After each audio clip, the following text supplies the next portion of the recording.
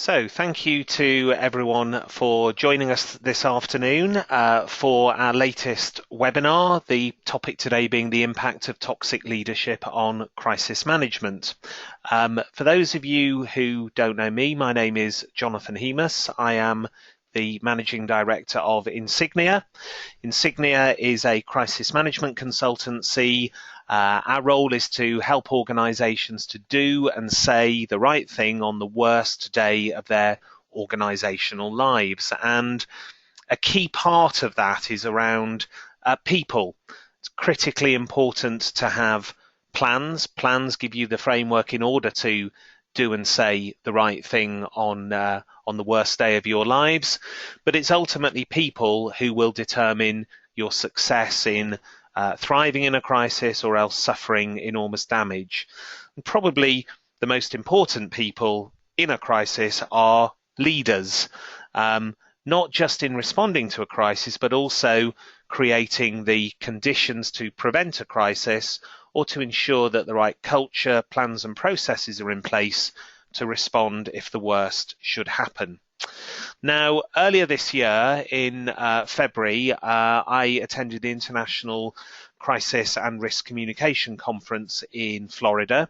It's always a fantastic event with lots of great speakers, lots of great food for thought, and of course there are worse places to be in February than in Florida, particularly when you're arriving from a grey United Kingdom.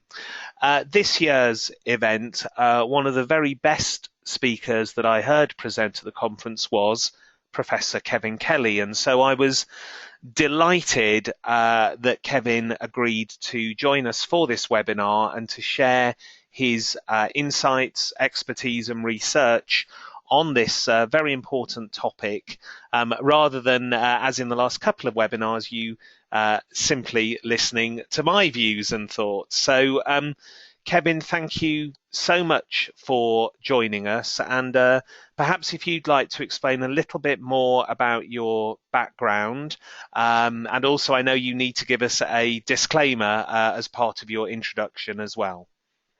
Well, thank you, Jonathan. I am delighted to join you this afternoon to talk about toxic leadership.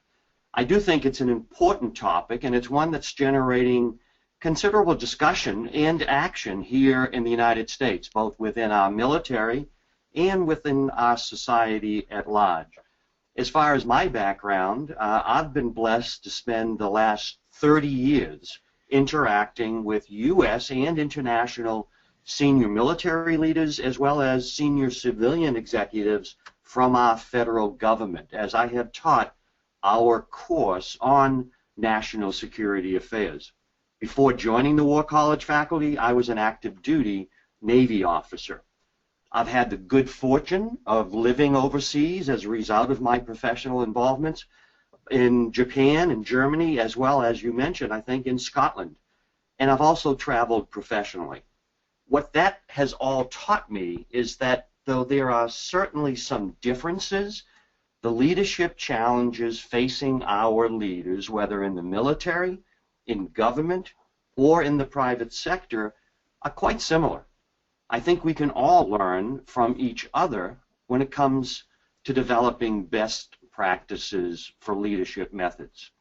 And as you noted, I do have to provide a disclaimer because I do work for the federal government. So the views I will express today are my own and do not necessarily represent the views of the US Naval War College, the Department of the Navy, the Department of Defense, or of my good wife. Thank you, Jonathan. Thanks, Kevin. I'm sure that last one is the most important of all. Yeah, she's within listening distance, so I have to be careful. Okay, so thank you for joining us, Kevin. Thank you for all of the audience for joining us.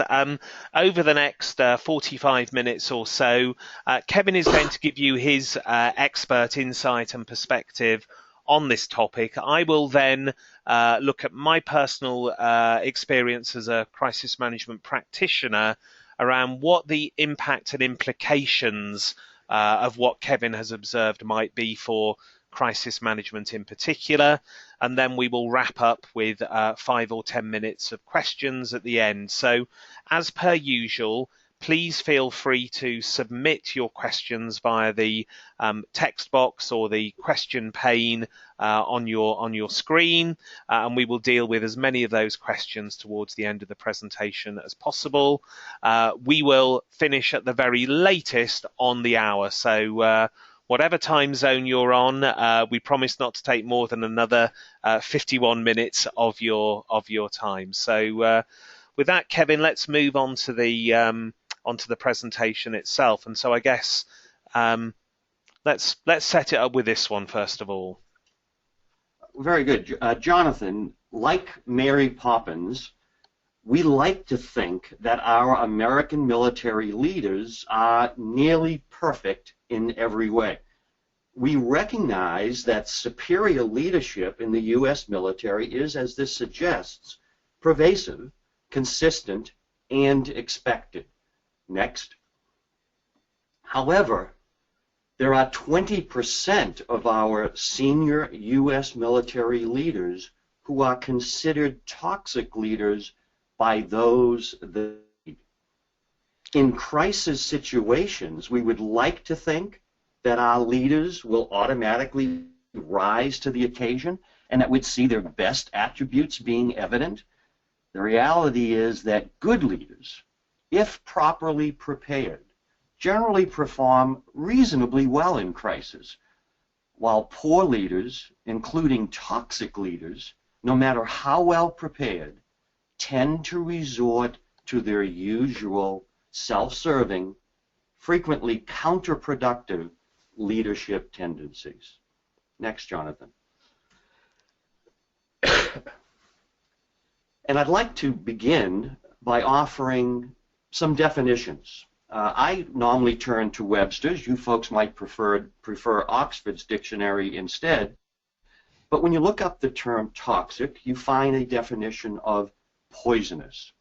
When you combine this poisonous, toxic with leadership, you have a form of leadership that is poisonous to the organization and the people being led by the leader. Next. The U.S. military, of course, likes to define things more explicitly. And the U.S. Army has a doctrine publication that defines toxic leadership or toxic leaders as stated here. I like this particular definition. I think it captures several of the elements associated with toxic leaders. The use of dysfunctional practices by the leader. That toxic leaders attempt to deceive those being led.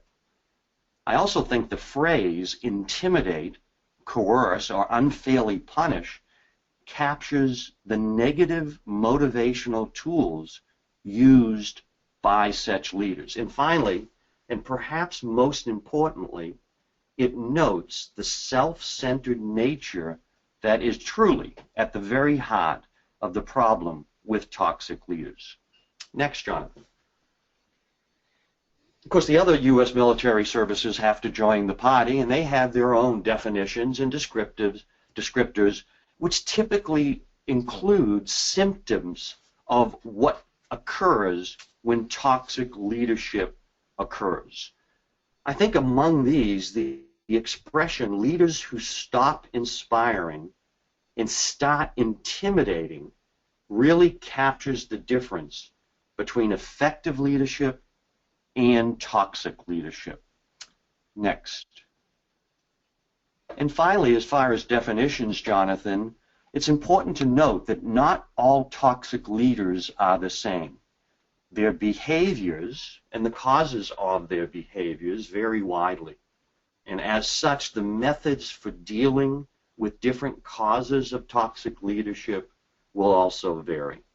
A quick observation, Kevin. I mean, first thing to say is, unfortunately, I think we can recognise these characteristics within private sector organisations as well. Hopefully not too often, but I can think of one or two people that I've encountered over the years that fit this job description. And I think the other really powerful phrase is that leaders who stop inspiring and start intimidating. And, you know, as we come on to crisis response, the need to inspire at the most difficult of times is so important. And the very best leaders do inspire at the most difficult set of circumstances. And so those who, in fact, operate in the opposite way are going to find it very difficult to succeed in that crisis environment.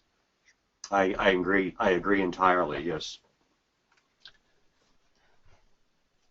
Let me now move on, Jonathan, and just briefly try to size the problem. I like to, if I know I have an issue I have to deal with, I find it useful to determine, is this a dominant characteristic or is this something unusual? So let me begin by looking at the results of a 2011 US Army survey that came to some pretty startling conclusions.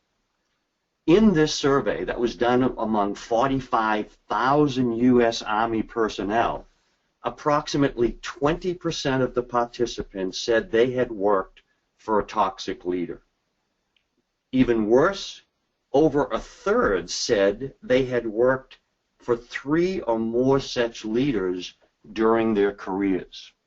It's absolutely critical, however, that I also note that this same survey indicated these same participants viewed between 30 and 50% of their senior Army leaders as being truly outstanding or even transformational leaders.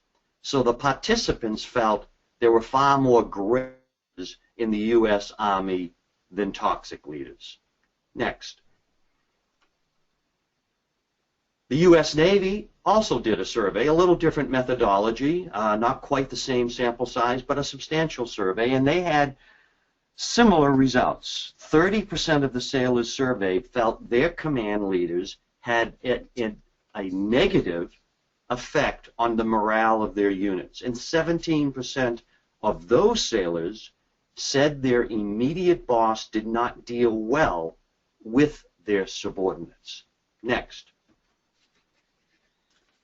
Beyond these surveys, Jonathan, there are other symptoms that we can turn to size the problem within the U.S. military, including one measure, which is a perceived upswing in the number of senior officers being fired from their jobs in recent years. For example, over the past years, the U.S. Army has relieved an average of 11 senior officers, and I'm talking about colonels in the Army, Air Force, captains in the Navy, those kinds of folks, people who are commanding.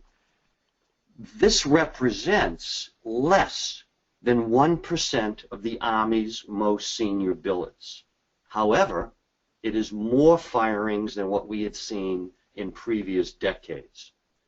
The firings of senior leaders in the U.S. Navy, next, is significantly higher than our Army, almost twice as high, actually.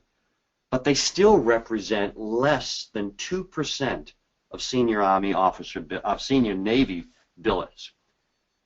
In of these, only an estimated 25% of the firings have been caused explicitly by senior officers creating a toxic leadership environment. For more of the firings, as is true in the Army, most have been the result of sexual misconduct, alcohol abuse, or other misconduct. Next. But as the little diagram at the bottom of the slide suggests, this may be simply the tip of the iceberg. How many other toxic leaders manage to complete their command tours after seriously harming their organizations, but without being fired? And presumably, Kevin, that must be particularly true because the characteristics of a toxic leader will include bullying and intimidation, and therefore the willingness of someone to whistleblow or complain will be reduced by the very behaviors that the toxic leader is applying. That's correct. And it's not only that, which is an important element, but it's also a matter that toxic leaders typically are really good at making nice to their superiors while being toxic to their subordinates. Right. Shall we move on then? In addition to sizing the problem, I find it useful to say, what are the costs of this kind of behavior? When I look at it, I look first at the internal organizational effects. Interestingly, organizational effectiveness and productivity frequently will initially actually increase under the domination of a toxic leader. This may also be true initially in crisis situations because of the way subordinates respond to toxic leader intimidation tactics. Next, over the longer term, the nature of toxic leadership tends to quickly undermine trust between those being led and the leader. Most toxic leaders tend to be micromanagers, which contributes in many organizations to a loss of innovation and creativity. Toxic leaders breed toxic leaders. Some subordinates will likely emulate the toxic leader's methods. Of course, most subordinates will not admire those corrosive methods, and many will simply vote with their feet, resulting in increased recruiting, training, and effectiveness costs. Next, there are also external organizational effects. External stakeholders will recognize the negative effect these deviant behaviors are having on the level of responsiveness or cooperation or even effectiveness of the organization. Next. Jonathan, organizational costs are of course important, but what of the personal costs, the cost to the individual? The most obvious effect on individuals is stress. Though stress can initially lead to better performance, over time, we all know, it can be highly destructive. Stress can lead to disenchantment, which leads to decreased levels of performance, eventually to a sense of hopelessness, and ultimately to failure by the individual. Such failures will inevitably lead to reduced retention rates. Studies have also suggested that toxic leadership contributes substantially to increased levels of misconduct, at least within military organizations, including higher levels of sexual assault and even suicide. Next. And I suspect, Jonathan, at this stage it would be useful to say what causes toxic leadership. And the upfront bottom line is culture is the primary contributor to toxic leadership. Toxic leadership cannot succeed unless the culture of the organization tolerates it. Next. It would appear that Snyder's attraction, selection, attrition theory is relevant. What this theory basically says is organizations tend to attract individuals who have similar attitudes towards them and beliefs. They then select them, and over time, if people don't fit in, they are attrited. Basically, this theory says that likes attract likes. Bullies breed bullies. So an organizational culture that rewards toxic behavior will attract more toxic leaders.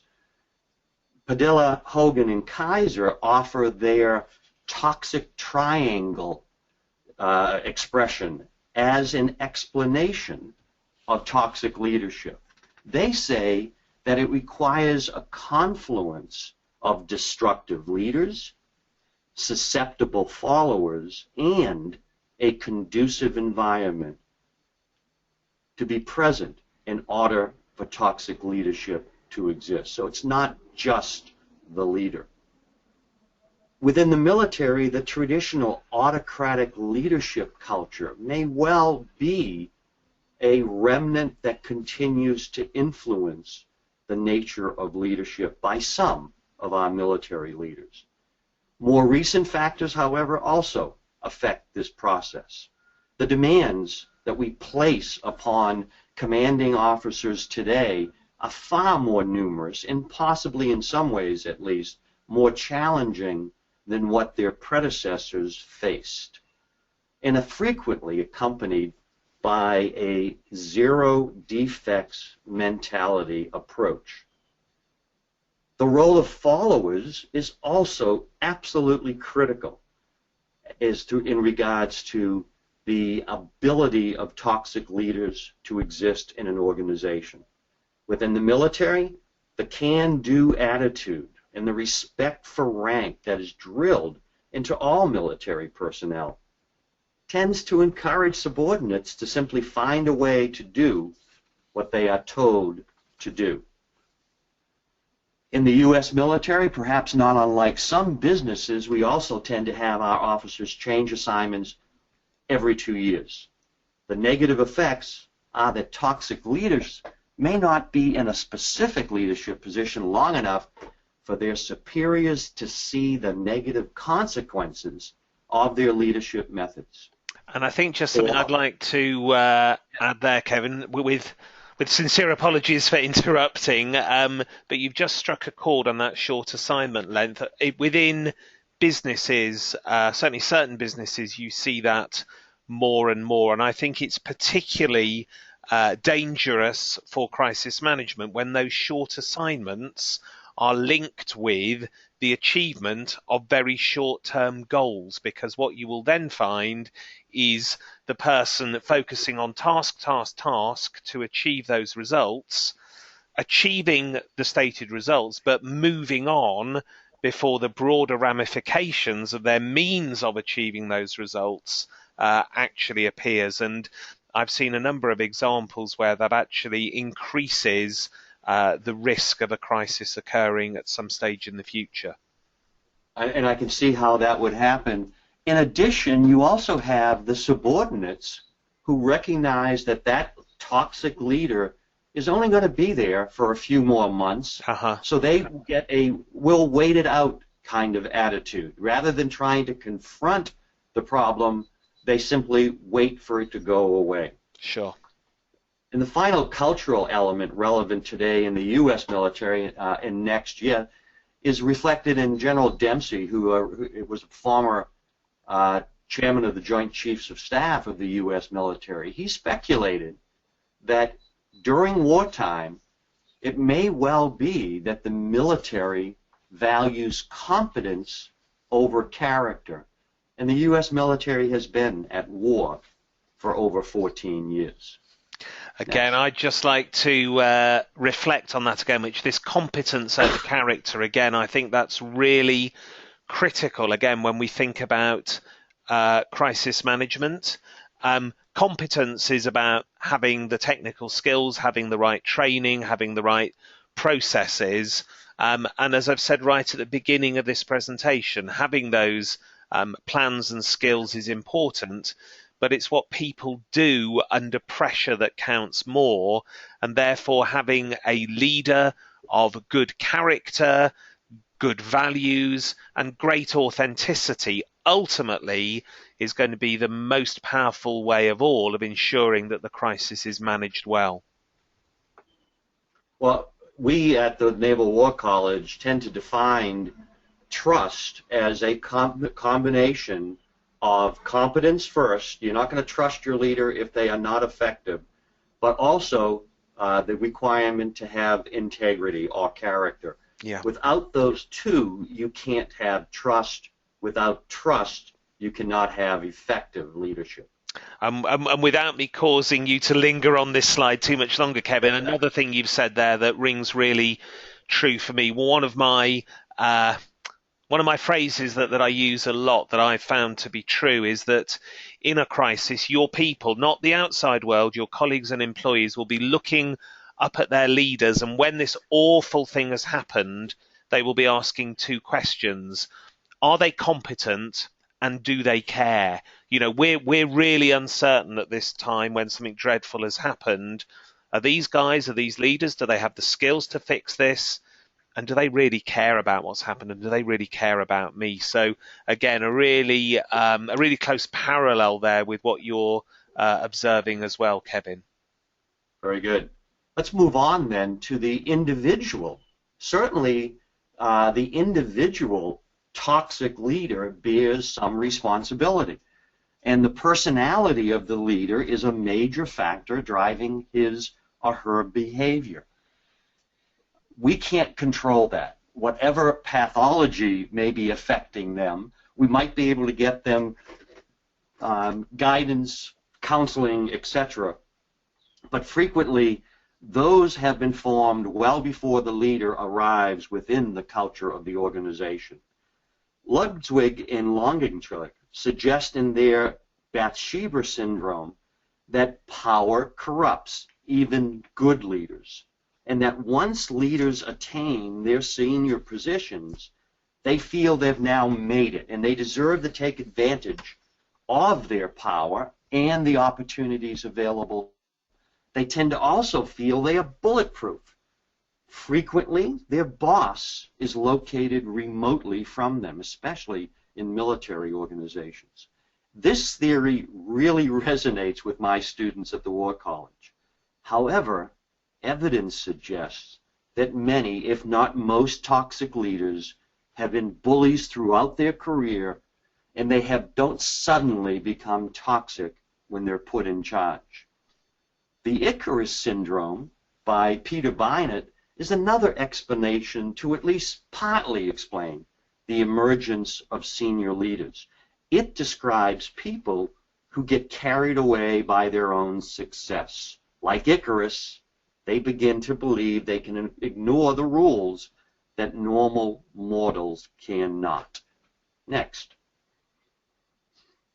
Others explain the behavior of toxic leaders as the result of those leaders simply observing the organization's culture reward such toxic behavior.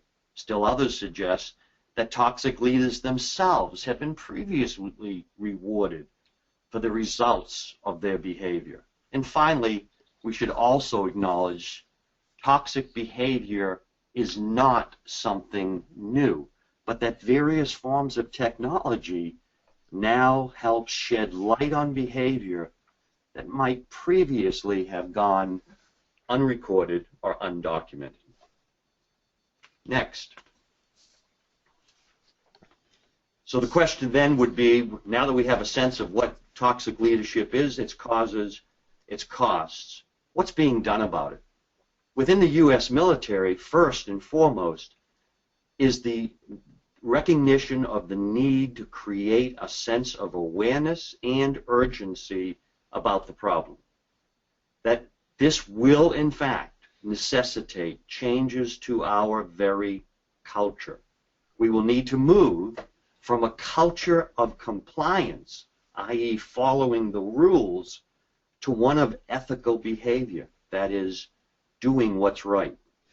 The military is also looking to private industry to see how they deal with toxic leadership. And the coaching, mentoring, and psychological assistance are all areas being pursued within the U.S. military. Capturing our military schoolhouses, like the Naval War College, is a tried and true method of implementing real change in organization. This includes creating a greater awareness of the value of empathy and the need to develop emotional intelligence.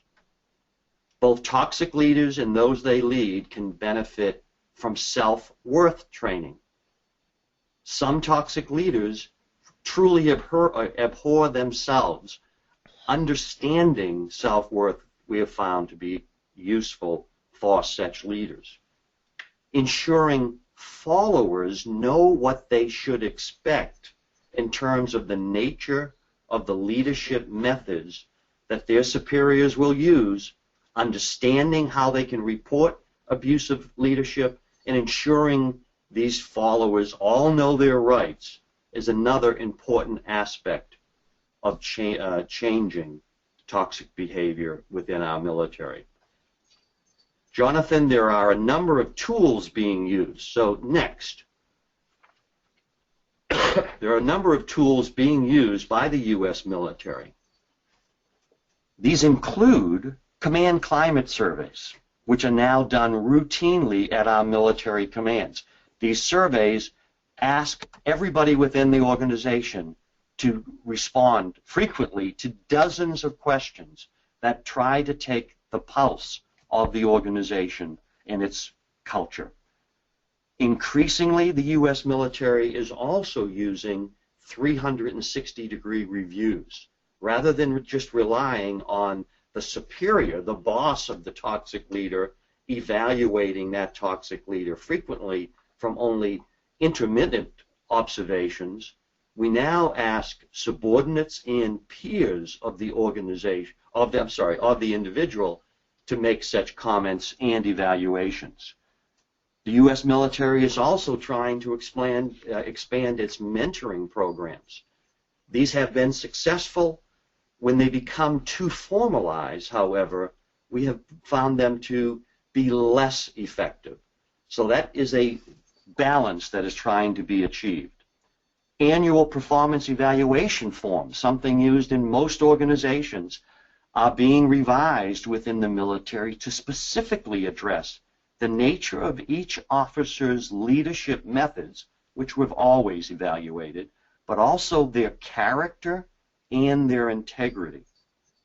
Similarly, the current process for selecting officers for command is becoming more detailed and more inclusive, using a greater variety of variables to decide who will be that next commanding officer. And finally, there's an increased effort to make the firing of senior officers a more transparent process, with articles in newspapers and so on as to why they were fired. So that's what we're doing right now, Jonathan. A quick word, because there have been a couple of questions which I think you've probably largely addressed, Kevin, around identifying and dealing with toxic leadership. But I just wanted to really echo a lot of what you've said, but look at it again specifically from a commercial or business perspective. And I guess identifying and dealing with toxic leaders has to begin with a desire from the organization to do so. Until we recognize and accept that this is a problem, nothing is going to change. So there has to be that desire to address the issue. At a practical level, I think pressure can come from above and below. So having effective non-executive directors who are keeping an eye not just on the compliance of their senior leaders, but also their ethics and behaviours, and equally from the other side, having a robust and well-executed whistleblowing system in place can be very helpful. But ultimately, I think it comes down to very much what you've been talking about and alluding to, Kevin, which is really selecting people, recognising and rewarding them on the basis of not just their competence and results, but on the basis of their behaviour, character and values. And it's only when the organisation starts to do that that it will really make progress in addressing this issue. And I think all of those points are critical, Jonathan. The desire to address the problem, I think, can be driven by the organization if it recognizes in the long term toxic behavior is destructive to the organization, no matter what the positive short terms might be. So, and as far as the whistleblower, That's really part of the follower training that Yeah. is so important. We've done a lot of leadership training in the U.S. military. We're now doing considerable amounts of training to say to the followers, what is expected of you, but what should you expect of the leader? What's acceptable and what is unacceptable? Okay, thank you. Let us move on, and I'll just quickly conclude by noting that the U.S. military really does have a lot of truly outstanding leaders, but that there is a significant minority of those leaders who are toxic. The high costs associated with toxic leadership have been recognized by the U.S. military, and we are determined to lessen, if not eliminate, these costs. That there's certainly numerous initiatives underway, including leadership training and education, mentoring, monitoring of leaders, and revising assessment tools. And that a key element, as I just mentioned, is tied not only the leaders, but their followers. So I hope, Jonathan, this process has been useful. I'll finish with one more next, which just says, I asked the question, how will our audiences, organizations, try to minimize those negative effects of toxic leadership before the crisis occurs, and obviously once it does as well? Thank you. Thanks, Kevin. So I'm going to move this on now and just spend 10 minutes looking at some of those implications of toxic leadership specifically for crisis management before leaving 5 minutes at the end to deal with the questions that are coming in. So I wanted to look first of all at the implications of toxic leadership for crisis prevention and planning. So what happens before the crisis? And I guess the first thing is there is the inability to think the unthinkable. The toxic leader tends to wear their own self-imposed blinkers and therefore are not capable of seeing the entire risk landscape in front of them. And that is further exacerbated by the fact that Kevin said right at the beginning, this is an egocentric, self-centered approach, and so a third party, an outsider, giving a contrary view is likely to be never heard in the first place, or if they are heard, they will be disregarded. Equally, because of the power and potentially intimidation of the toxic leader, the views of those more junior within the organization are rarely volunteered. And again, if they are volunteered, they're never listened to. The combination of those first three things, as I mentioned a couple of minutes ago, leads to the leader and the organization having a very narrow perspective on the range of crisis situations that it could encounter. And therefore, it makes itself very vulnerable to what to them would be an unexpected situation, but in reality shouldn't be unexpected. A couple of other interrelated implications here at the bottom of this slide. Firstly, because of the intimidation, bullying and power, when people within the organization become aware of a situation, a low-level crisis or low-level incident, they will tend to hide them, or even worse, cover them up. The net effect is that crises are often notified and escalated too late. Rather than having to deal very quickly at an early stage with a minor issue, we end up dealing with the crisis in its fully formed, most challenging state. So those are some of the implications of toxic leadership for the almost creation of an environment in which crises can gestate. And I would suggest that this could be a case in point. So moving on from the crisis prevention and planning, or specifically that around the gestation of the crisis, how else does toxic leadership affect the crisis planning landscape? Well, the first thing is, Kevin again alluded to feelings almost of invulnerability amongst toxic leaders who have a very strong sense that they are right and that they are untouchable.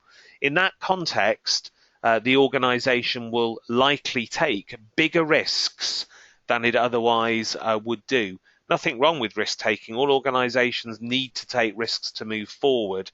But when that is uncontrolled and ill considered, again, we open up the possibility of a greater number of crises affecting us.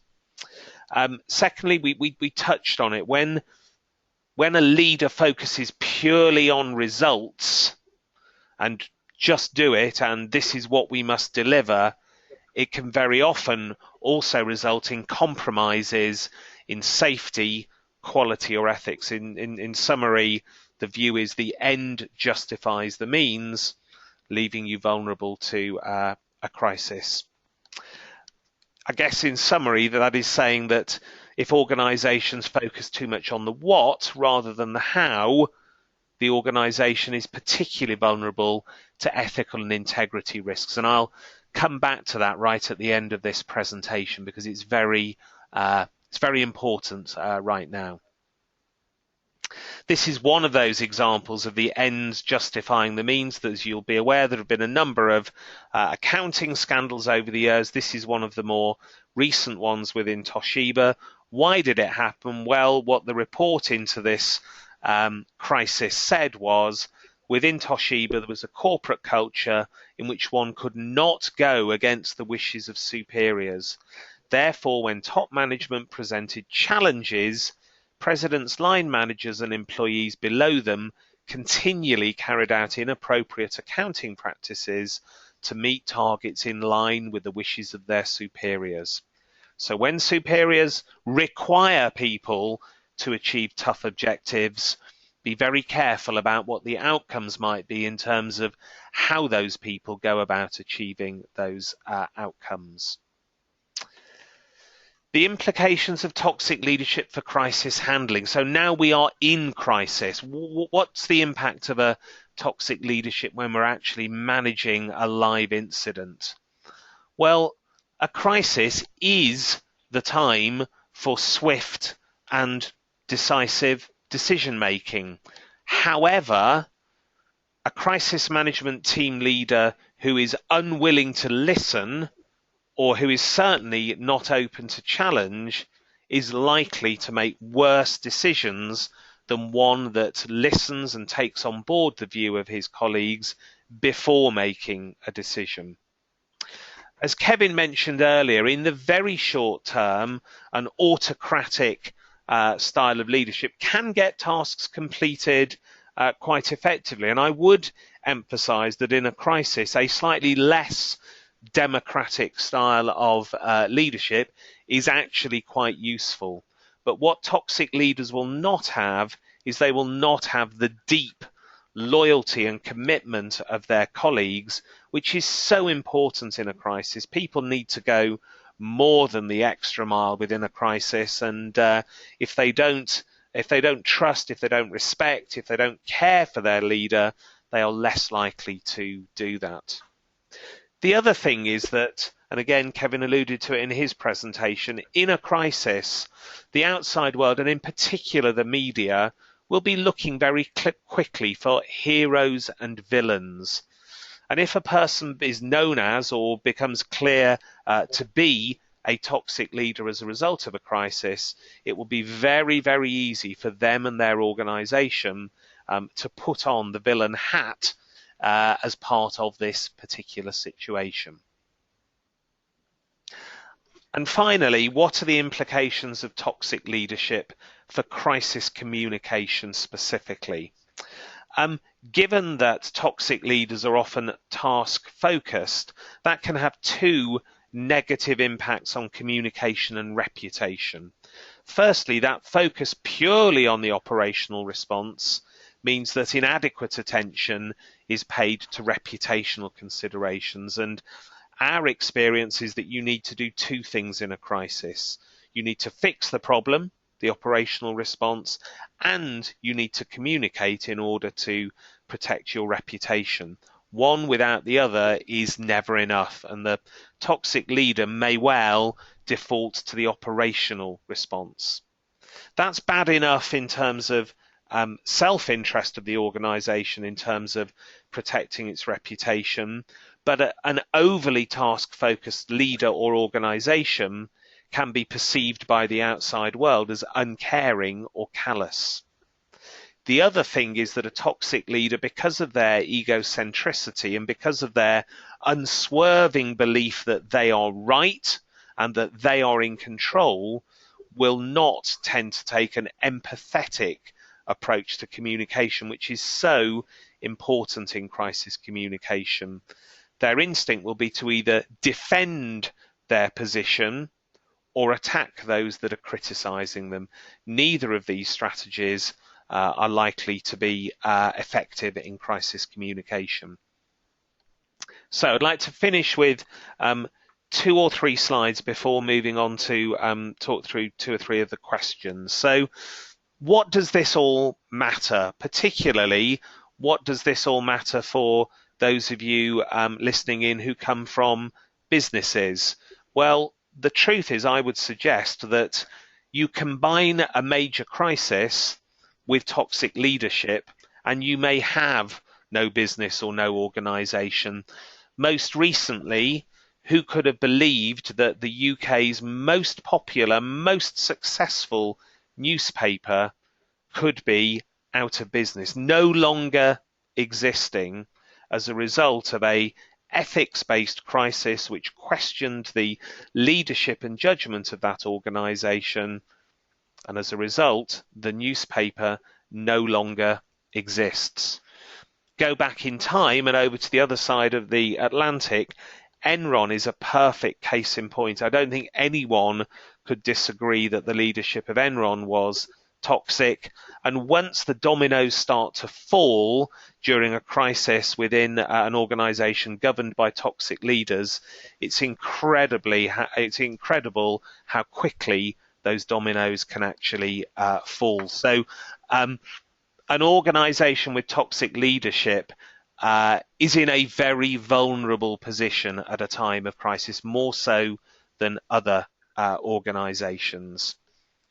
And why are we doing this webinar now? Why does this matter? Well, I've been working in crisis management for 20 years or more now, and whilst of course we are still helping organizations deal with physical crises like fires, floods, unfortunately terrorist incidents, whilst those physical crises will still occur, what I've seen increasingly over the last 2 or 3 years is a new battleground for reputational risk, and it's around these topics: ethics, integrity, and trust.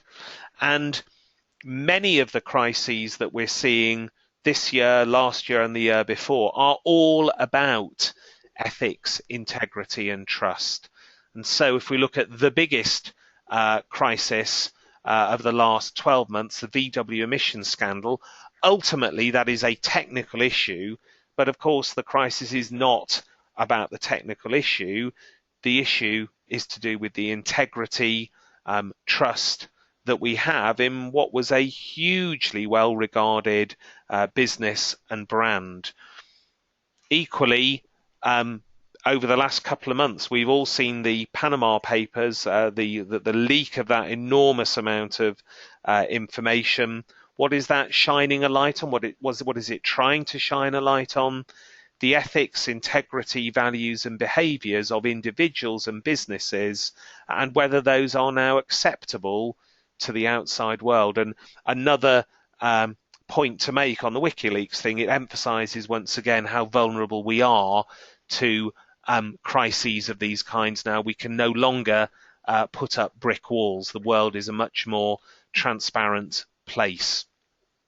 And so as a final observation and final slide, if we look at this chart, which really maps out crisis types by whether they're technical or human, and whether they are internally or externally generated.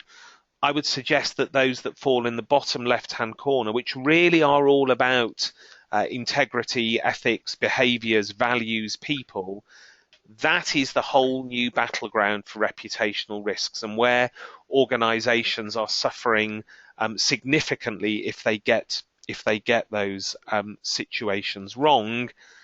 A toxic leader is exactly the kind of person that will increase the chances of those crises happening. So, food for thought there. How well are you prepared for one of those risks in the bottom left-hand corner? So, we have just 5 minutes available for questions. So, with apologies, we're not going to get through all of the questions that people have put forward. But Kevin, the first one here, what would you say are the key qualities of an effective leader in a crisis? We've heard a lot about toxic leaders, but what's the flip side of that? What are the key qualities that you've observed in successful crisis leaders? I think, interestingly, I have increasingly believed that empathy, the ability by a leader to demonstrate emotional intelligence, to be able to see what his or her audience is seeing in terms of the crisis, can provide insight to the leader that can be very useful to the organization and how to respond effectively to the crisis. Is that what you've seen, Jonathan? Yeah, absolutely. I mean, I think that phrase emotional intelligence, it's a phrase much used, but I think it really resonates within crisis leadership. And some of the best examples that I've seen, both at a personal level with clients with whom I've worked, and then some of the more public crises, Richard Branson being a very good example. That emotional intelligence is so important. And I suppose the other word I would use is authenticity. I think that is a key quality. Leaders need to come across, yes, as leaders, but they need to come across as real people that we can connect with at a very, very difficult time. So, okay. Next question. The question here from Alex is, are there specific tips for dealing with toxic leaders within small companies and team environments? He's saying he recognizes very much this this characteristic of short-termism driving perhaps pragmatic behaviors, and he says you address well how to tackle these issues in large organizations. Any specific tips for those in small companies or small team environments? I don't know if you want to quick go at that first, Kevin, or whether you'd like to throw that one over to me. Let me give it a quick shot and then let you provide the more informed perspective.